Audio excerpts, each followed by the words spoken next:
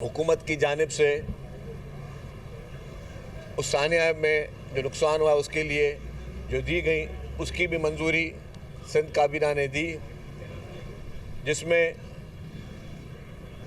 वो अफराद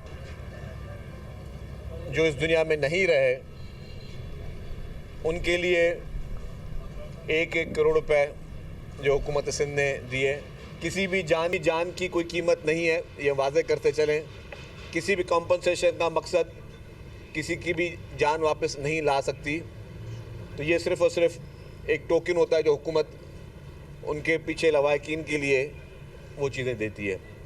उसके बाद फिर जो इनिशियली जब तक के उनकी असेसमेंट हो और 5-5 लाख रुपए जिन दुकानदारों को का नुकसान हुआ, ताकि जब तक उनकी रिहेबिलिटेशन का काम हो, जिसमें चीफ मिनिस्टर साहब कल भी बता चुके हैं, पहले भी बता चुके हैं कि अल्टरनेट जगहें देखी जा रही हैं कि फ़ौरी तौर पर फिलफौर वो लोग कारोबार शुरू कर सकें, फ़ौरी तौर पे वो लोग जो है अपने पैरों पे खड़े हो सकें। उनको अल्टरनेट जगह देने की जो प्रपोज़ल है उस पर बातचीत हुई। फिर उसके साथ साथ उसकी भी मंजूरी काबीना ने दी। फिर उसके साथ साथ जो फैसला है कि कराची चैम्बर ऑफ कॉमर्स, जो कि ताजिर ब्रादरी की हम समझते हैं कि मदर ऑर्गेनाइजेशन है, उसके साथ मिलकर जो लॉस की असेसमेंट है, जो फाइनेंशियल लॉस की असेसमेंट है, उस पे जो भी तखमीनी लगेंगे वो भी काबीना में बात आई कि जी चीफ मिनिस्टर साहब के साथ और हुकूमती नुमाइंदों के साथ ताजिर ब्रादरी के मुसलसल रवाबत हैं और डे टू डे बेसिस पे उनसे राब्ते मौजूद हैं। और जिस तरह पहले सानिया बोल्टन मार्केट, जिसमें बोल्टन मार्केट में आग लगाई गई आशूरे के बॉम्ब ब्लास्ट के बाद चंद शर पसंद और दहशतगर्दों की जानिब से, और फिर जिस तरीके से टिम्बर मार्केट में आग लगी कुदरती, उस पर जिस तरीके से हुकूमत ने उन ताजिर ब्रादरी को, उन अपने कराची के भाइयों बहनों को अकेला नहीं छोड़ा, तो हुकूमत अब भी ताजिर ब्रादरी को और कराची के इन मासूम बच्चों को, इन भाइयों और बहनों को किसी सूरत में अकेला नहीं छोड़ेगी। तो उसकी भी मंजूरी दी गई कि जो भी ताजिर ब्रादरी के साथ और कराची चैम्बर के साथ जो भी एक मैकेनिज़्म तय हुआ है, उसके बाद जो भी अमाउंट पे होगा वो हुकूमत सिंध उसको बेयर करेगी। और फिर ये भी हुआ फ़ैसला कि एक सब कमेटी बनाई गई जिसकी सदारत चीफ मिनिस्टर साहब करेंगे। उसमें मैं भी इस कमेटी में शामिल हूँ, लॉ मिनिस्टर भी इस कमेटी में शामिल हैं, लोकल गवर्नमेंट मिनिस्टर भी इसमें शामिल हैं और लेबर मिनिस्टर भी इसमें शामिल हैं। तो ये 5 रुकनी कमेटी को काबीना ने ऑथोराइज़ किया कि आप जो कि रिपोर्ट, जो कि इंक्वायरी, एक रिपोर्ट चीफ मिनिस्टर साहब ने एक कमेटी तश्कील दी गई है जो कि इंक्वायरी रिपोर्ट बहुत जल्दी ही अब जमा कराएगी। उस रिपोर्ट की रोशनी में जो भी फ़ैसले होंगे, जो भी कार्रवाइयाँ होंगी, वो और जो भी डिसीजंस लेने होंगे वो डिसीजंस वो सब कमेटी करेगी, जिसको कैबिनेट ने ऑथोराइज़ किया, कैबिनेट ने एम्पावर किया कि चीफ मिनिस्टर साहब और वो जो एक सब कमेटी है 5 रुकनी, वो फ़ैसला करेगी कि जी रिपोर्ट आ गई है, रिपोर्ट को गौर से देखेगी और रिपोर्ट के बाद जो भी एक्शंस लेने हैं, तो उसमें किसी किस्म के एक्शंस भी हो सकते हैं, तो वो सारे फ़ैसले वो कमेटी करेगी। उसको भी ऑथराइज़ किया गया। हम समझते हैं कि ये बहुत बड़ा सानिया था और आज दिन तक जो है, और इसके बाद भी सानिया को और इसके जो लोग शोधा हैं उनको याद रखा जाएगा। जो बिल्डिंग्स की पोजीशन है, चूँकि रेगुलर बुना पे चीफ मिनिस्टर साहब जब से ये वाक़या हुआ है एक दिन भी आराम से नहीं बैठे। वज़ीर आला साहब डे टू डे बेसिस पे इसी हादसे से मुंसलिक मीटिंग्स बिना किसी नागे के कर रहे हैं। चीफ मिनिस्टर साहब की मीटिंग में जो उन्होंने फ्यूचर के जो हमारे अब स्टेप्स होंगे कि खुदा ना खास्ता दोबारा इस तरह का वाक़या ना हो, उसके लिए जो फायर ऑडिट और बाकी सारी चीज़ें हैं उस पर भी अमल दरामद चल रहा है। चीफ मिनिस्टर साहब ने ये मीटिंगें भी की हैं कि अब फ्यूचर में जो SOPs बनाई जाएंगी उन तमाम बिल्डिंग्स के लिए, उन बिल्डिंग्स में किस तरीके के आलात होने चाहिए जो कि लाजिम है, उसका भी जो है वो मैकेनिज़्म बनाया जा रहा है। और बिल्डिंग कंट्रोल अथॉरिटी और बाकी फायर के जो महकमे हैं फायर फाइटिंग के और असिस्टेंट कमिश्नर्स जो हैं, इन सब पे मुबनी जो है कमेटियाँ सिंध भर में जितनी भी इस तरह की बिल्डिंग हैं जिनमें वो निज़ाम मौजूद नहीं है, उस पर अमल दरामद कराएंगी। अब कोई फायर ऑडिट की रिपोर्ट नहीं जमा होगी, अब अमल दरामद डायरेक्टली होगा कि किस किस बिल्डिंग में नहीं है, उस पर अमल दरामद उस टाइम पीरियड पे होगा। उस पर भी ताजिर बरादरी जो थी कराची चैम्बर ऑफ कॉमर्स की, उन्होंने कहा कि जी हम इसमें आगे बढ़ेंगे, हुकूमत हमारे साथ हो, क्योंकि जितने भी ताजिर, जितनी भी बिल्डिंग्स हैं, जितने भी इलाके हैं, वो सारे कराची चैम्बर ऑफ कॉमर्स के मेंबरान हैं। तो उन्हीं के ज़रिए हम नहीं चाहते कि हुकूमत डायरेक्ट कहीं पे कोई सख्ती करे या किसी को जो है कोई ये इंप्रेशन आए कि जी किसी को शायद कोई नुकसान हुकूमत पहुँचा रही। हुकूमत किसी को नुकसान नहीं पहुँचा रही, हुकूमत आपके कारोबार को का तहफ़्फ़ुज़ कर रही है और आपकी जान और माल का तहफ़्फ़ुज़ करने के लिए कोशिश कर रही है। क्योंकि हज़ारों बिल्डिंग्स हैं और हज़ारों बिल्डिंग्स में मैं समझता हूँ, मेरी अपनी असेसमेंट है कि पूरे पाकिस्तान में कोई 90% बिल्डिंग ऐसी होंगी कि जिनमें इस तरह की सहूलियात मौजूद शायद ना हो, क्योंकि सारी पुरानी बिल्डिंग्स बनी हुई हैं। पहले इस तरीके की चीज़ों का ख्याल नहीं रखा जाता था। गुल प्लाजा भी एक पुरानी बिल्डिंग थी और पूरे पाकिस्तान में ये असेसमेंट हो रही है। और इस वाक़े के बाद मुझे खुशी हुई कि तमाम हुकूमतों ने पूरे पाकिस्तान की, चाहे वो फेडरल गवर्नमेंट हो या प्रोविंशियल गवर्नमेंट्स हो, उन सब ने अपने अपने सूबों में इसकी असेसमेंट स्टार्ट कर दी है। तमाम सूबों में असेसमेंट चल रही है कि जी ये जो बिल्डिंग है, क्योंकि ये वाक़या ये सिर्फ कराची के लिए आई ओपनर नहीं था, ये पूरे पाकिस्तान के लिए आई ओपनर था। तो इसके बाद ये अच्छी बात है कि एज अ कौम, एज अ ज़िम्मेदार गवर्नमेंट्स पूरे पाकिस्तान की सब इस असेसमेंट में जा रही हैं और वो देख रहे हैं कि कौन कौन सी बिल्डिंग में इस तरीके की सहूलियात मौजूद हैं और कौन कौन से जगहों पर इस तरह की सहूलियात मौजूद नहीं हैं। मैं रिपोर्ट पढ़ रहा था, सिर्फ जो हमारा सबसे बाद में शहर बना, जो सबसे मॉडर्न सिटी के तौर पे जाना जाता है, इस्लामाबाद, जो हमारा फेडरल कैपिटल है। अब मैं एग्जैक्टली शायद नंबर कोई गलत मिस ना कर रहा हूँ तो उसको प्लीज़ बात को पकड़िए नहीं, लेकिन मैंने कहीं रिपोर्ट पढ़ी तो सिर्फ इस्लामाबाद की रिपोर्ट थी, जो कि शहर बाद में बना है, रिसेंटली बना है, कि 50% से ज़ायद बिल्डिंगें इस्लामाबाद में जो हैं उनमें ये फायर फाइटिंग के बिल्डिंग के अंदर इस तरह का निज़ाम मौजूद नहीं है। ये हम बात करें वो शहर जो कि सबसे बाद में बना है, सबसे मॉडर्न सिटी है और हम सब लोगों का फेडरल कैपिटल है। तो इसी तरीके से जो बाकी बड़े बड़े पुराने शहर हैं उनमें यकीनी तौर पे एक अपना एक कभी एक कॉमन सेंस की बात की जाती है। कॉमन सेंस ये बनता है कि जी वहाँ पे ये सिस्टम मौजूद नहीं है और इसीलिए सारी हुकूमतें, अच्छी बात है कि प्रोएक्टिव जो है इसके लिए मेजर्स ले रही हैं। कभी कहीं और वाक़या हो जाता है तो हम लोग भी उसके प्रीएम्प्टिव मेजर्स लेते हैं। तो ये पूरे पाकिस्तान का मसला है। अगर इन बिल्डिंगों में इस तरीके की सहूलियात या उस तरीके की चीज़ें नहीं दी गई हैं तो ये पूरे पाकिस्तान का मसला है, ये सिर्फ किसी एक शहर या एक सूबे का मसला नहीं है। तो उस पर भी बड़ी तफसीली तौर पर जो है गवर्नमेंट, सिंध गवर्नमेंट अपना रोल प्ले कर रही है, बाकी गवर्नमेंट अपना रोल प्ले कर रहे हैं, ये सारी चीज़ें ठीक हो। आज एक और नई शोशा और ख़बर आई सामने कि जी MQM से सिक्योरिटी वापस ली गई है।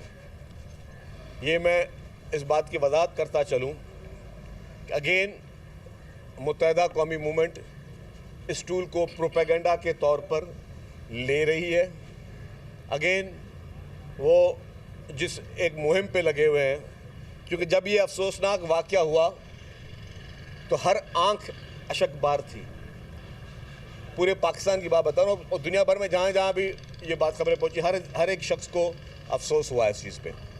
लेकिन उसके बाद जो रवैया चंद जमातों का रहा है और वो रवैया नेगेटिव पॉलिटिक्स का रहा है कि एक तरफ आग अभी बुझी नहीं है, एक तरफ अभी डेड बॉडीज़ निकाली नहीं गई थी, तब से आ रहा था कि जी 18वीं तरमीम को ख़त्म कर दो, तब से आ रहा था जी कि कराची को वफाक के हवाले कर लो, तब से जो है वो प्रोग्राम शुरू। भाई आप पहले एक वाक़या हुआ है उसके मुहरक़ात आने दें, उसके रिज़ल्ट्स आने दें। उन लवाहिकीन को ने क्या कसूर किया? जो लवाहिकीन इस वक्त वहाँ पे परेशान थे, वो अपने प्यारों की डेड बॉडीज़ ढूंढ रहे थे और आप लोग जो यहाँ पे सियासत करना शुरू हो गए और फिर उसी बात का तसलसल कि जी अब वो ज़ाहिर प्रोपेगेंडा को आगे बढ़ाना था कि जी हुकूमत ने हमारी सिक्योरिटी वापस ले ली है। वज़ीर दाखिला साहब ने कैटेगोरिकली अभी मीडिया पे भी उन्होंने बात की है, उन्होंने कहा कि जी कोई भी MQM से सिक्योरिटी वापस नहीं ली गई। MQM के चंद वज़रा जो वफाकी वज़रा थे, मुस्तफ़ा कमाल साहब और खालिद मकबूल सिद्दीकी, जहाँ तक मेरी इत्तला, हो सकता है मेरी इत्तला गलत भी हो अगर, लेकिन जहाँ तक मुझे इत्तला मिली वो दोनों तो बैठे इस्लामाबाद में। तो अगर आप इस्लामाबाद में मौजूद हैं तो क्या यह सिक्योरिटी आपने वहाँ साथ लेके जानी थी क्या? कि आप ये कह रहे हैं कि जी आपके पास सिक्योरिटी जो है वो आपकी वापस ली गई है। कोई सिक्योरिटी वापस नहीं ली गई। और मैं भी इस्लामाबाद जाता हूँ, मुझे पता है वफाकी वज़ीर वहाँ पे एक एक सिपाहियों के साथ घूम रहे होते हैं। यहाँ पे उनको 10-10 सिपाही दिए हुए हैं। खालिद मकबूल सिद्दीकी साहब को 10 सिपाही दिए हुए हैं। मुस्तफ़ा कमाल साहब के पास शायद उससे भी ज़्यादा सिपाही हैं। पुलिस के जवान, पुलिस की मोबाइल उनके साथ है। तो जो सिक्योरिटी जिस हुकूमत के वज़ीर हैं ये, वो सिक्योरिटी वो हुकूमत उनको उतनी नहीं देती जितनी उनको हम सिक्योरिटी प्रोवाइड करते हैं। इसी तरीके से अपोजिशन लीडर के पास सिक्योरिटी मौजूद है। जो इंटाइटल्ड हैं एमक्यूएम के रहनुमा, जो लोग भी इंटाइटल्ड हैं, उन सब के पास वो सिक्योरिटी मौजूद हैं। तो ये जो झूठा प्रोपेगेंडा एक मरतबा फिर शुरू किया गया और फिर लोगों को गुमराह करने की कोशिश की गई, तो इन लोगों का मकसद है कि इस वाक़े को किस तरह इनकैश किया जाए। जो इनकी सियासत मुर्दा हो चुकी है, जो इनकी सियासत दफन हो चुकी है, ये वो लोग जो बलदियाती इंतखाबात से जिस तरीके से भागे, बलदियाती इंतखाबात से जिस तरीके से इन्होंने राय फरार इख्तियार की, वो इसीलिए राय फरार इख्तियार की कि इनको मालूम था कि लोगों ने इनको रिजेक्ट कर दिया है। They are the rejected people. तो वो रिजेक्टेड जमात जो है वो अब वो उनको और तो कोई सियासत का मौका नहीं मिल रहा था, तो बोला इस वाक़े से किस तरीके से इनकैश किया जाए। वहाँ पे मासूम लोग जल रहे थे, इनको अपनी सियासत की पड़ रही थी। वहाँ पे मासूम लोग अपनी ज़िंदगी और मौत की बाजियाँ लड़ रहे थे, इनको अपनी सियासत की पड़ी हुई थी। और आज भी ये प्रोपेगेंडा, ये झूठा प्रोपेगेंडा उसी साजिश का हिस्सा है। हुकूमत सिंध की जानिब से ये वाज़ेह है कि जो भी इनका रहनुमा, जिसको हम समझते हैं कि जिसकी इंटाइटलमेंट है, और वो इंटाइटलमेंट सिर्फ एक सूबे में नहीं होती भाई, वो इंटाइटलमेंट पूरे पाकिस्तान में होती है।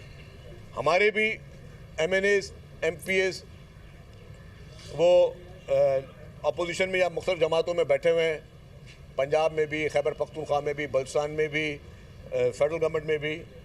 तो जहाँ जहाँ पे उनको जो ट्रीटमेंट मिलती है, तो डेफिनेटली भाई ट्रीटमेंट यहीं पे भी मिलेगी, यहाँ पे भी मिलेगी ना।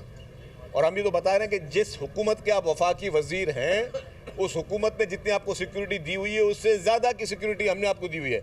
वरना आप प्रूव करें कि आपके पास 10-10 सिपाही जो हैं वो आपको इस्लामाबाद में मिले हुए हैं फेडरल मिनिस्टर्स को, यहाँ पे आप 10-10 और 13-13 सिपाही अपने साथ लेकर चल रहे हैं, गनमैन साथ लेकर चल रहे हैं। तो हम भी आपको प्रूव कर देते हैं। तो जिन जिन की इंटाइटलमेंट है उनको वो चीज़ मिली हुई है, जिन जिन की इंटाइटलमेंट नहीं है तो उसके लिए वो दरख्वास्त दें हुकूमत को कि जी हमें कोई इशू है या हमें कोई शौक़ है, तो फिर वो अलग बात है। बाकी उसके बगैर जो है खाली टीवी पे प्रोपेगेंडा करने से और टीवी पे जो है मन घड़त प्रोपेगेंडा करने से इस तरीके के मसाइल का हल नहीं होता। आपको इस वक्त उन गरीब, उन लवाकिन के साथ कंधे से कंधा मिला के चलना था, ना कि आप सिर्फ और सिर्फ इस पर एक गंदी सियासत शुरू करें और इस तरह की सियासत शुरू करें जहाँ पे मतलब जिस घर में मॉर्निंग हो रही होती है, जिस घर में अफसोस का माहौल होता है, उस घर में लोग आते हैं उनके साथ ताज़ियत करने के लिए, उनके साथ खड़े होने के लिए, इसलिए नहीं आते। और एक और चीज़ में रह गई मेरे मुझसे बात, आज कैबिनेट में वो जो चेक्स हैं उन लवाकिन के, जिन जिन की डेड बॉडीज़ शनाख्त हो गई है, उनके और उनके सारे जो एक कवायद होते हैं कि भाई इनके पीछे सक्सेसर कौन है या उनका वो कौन है, उसके लिए आज से चेक्स उनके घरों पे खामोशी से दस्तक दे के उनके घर पर आज पहुंच भी जाएंगे। जिन जिन की शनाख्तें हो रही हैं उनके घरों पे वो जो कॉम्पनसेशन है, मैं अगेन कि this is not a price of any buddies life, लेकिन उनको जो भी हुकूमत ने फैसला किया उनके घरों पे दस्तक देकर ये भी कहा गया कि जी उनको किसी दफातर में नहीं बुलाया जाएगा, उनके लिए कोई सेरेमनीज नहीं होंगी, उनके घरों पे नॉक करके उनको जो है हम वो चेक्स उनके घरों पे हमारे वज़रा या हमारे ज़िम्मेदारान जो हैं वो जाके उनको दे के आएंगे, ताकि उनके साथ हम जो है इस मुश्किल घड़ी में खड़े हों, ना कि उन लोगों की तरह जो सिर्फ़ और सिर्फ नफ़रत की सियासत करना चाहते हैं, ना कि उन लोगों की तरह जो सिर्फ़ और सिर्फ इस शहर को और इस मुल्क को इंतशार के लिए ढकोना चाहते हैं। और वो लोग जिन्होंने इस शहर को हमेशा बैड न्यूज़ रहे हैं, उस शहर के लिए, इस शहर की मईशत के लिए ये लोग बैड न्यूज़ रहे हैं, इस शहर के लोगों की जान और माल के लिए ये लोग बैड न्यूज़ रहे हैं, और इस पूरे मुल्क के लिए ये लोग बैड न्यूज़ रहे हैं। आज वो फिर इस चीज़ पे अपनी सियासत को, अपनी मुर्दा सियासत को जगाने की कोशिश कर रहे हैं, तो उसकी हम मजम्मत करते हैं उनके इस झूठे बयानिया की। अच्छा चरजीत साहब ये बता दें सर ये बताएं कि ये सिक्योरिटी मुख्तसरी कर रहा हूँ, ये सिंध में जो है वो खाली सिक्योरिटी क्यों ये मुंतखब नुमाइंदों को, MPs MNAs को दी जाती है, दीगर सूबों में तो इतने ठाट बाट इनके नहीं है? बिल्कुल आपने सही बात कही। मैंने कहा कि हमारे बड़े बड़े लीडरान जो कि MNAs हैं, बड़े बड़े लीडरान जो कि हमारे जो भी रुकन असेंबली हैं वो पंजाब में भी हैं, सारे खैबर पख्तूनख्वा में भी हैं, और MNAs हमारे फेडरल गवर्नमेंट में भी हैं, मतलब सॉरी इस्लामाबाद में भी हैं। तो वहाँ पे उनको जो मरात हैं उस तरह की मरात ये हमसे एक्सपेक्ट करें। फरमाइशी प्रोग्राम जो है वो मेरे ख्याल से वो नहीं चलेगा। सब एक बड़ा सामने आया है, 80 से ज़ायद लोग जो है ना वो मारे गए हैं। जुडिशल इंक्वायरी में क्या कबाहत है, मतलब कोई मुश्किलात पेश आ रहे हैं सिंध हुकूमत को, क्यों जुडिशल इंक्वायरी नहीं करा रहे, हालांकि अपोजिशन जमातों का एक ही मुतालबा है। तो आपने सवाल किया, मैं जवाब दे दूं, कोई कपाहत नहीं है, कोई बड़ी बात नहीं है। मैंने अभी आपको कहा कि काबीना ने एक 5 रुकनी कमेटी चीफ मिनिस्टर की सरबराही में बना दी। रिपोर्ट बहुत जल्द आ जाएगी। रिपोर्ट आने के बाद चीफ मिनिस्टर साहब और वो सब कमेटी डिसाइड करेगी कि इस रिपोर्ट पे क्या एक्शन होना चाहिए। अगर हम समझेंगे कि मज़ीद इंक्वायरी की ज़रूरत है तो जुडिशल कमीशन भी बना देंगे, बग़ैर किसी जो है उससे कि जी किसी हिचकिचाहट से वो बन जाएगी। मतलब हुकूमत की जो कमेटी के पास रिपोर्ट आएगी, कमेटी उसको असेस करेगी। अगर हम समझते हैं कि उसमें सारे मौक़ात पूरे हैं तो ठीक है, बिस्मिल्लाह उसी कमेटी को हम करेंगे।